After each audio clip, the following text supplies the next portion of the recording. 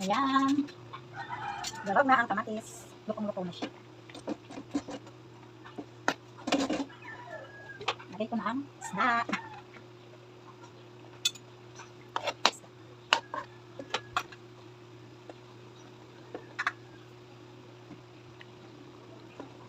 Lumahan itong maliliit. Maliliit na lumahan. Tutubig pa ko. Sa ibabaw, ang kamatis.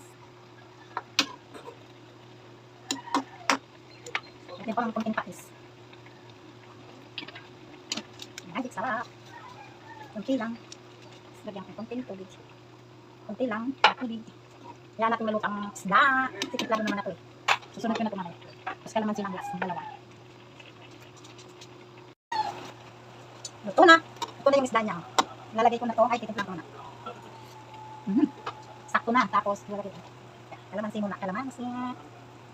Lalagay ang sibuyas. Ganito rin ko lang yan siya. Yan. Ito kasi pinakang gulay niya. Yan. Okay na.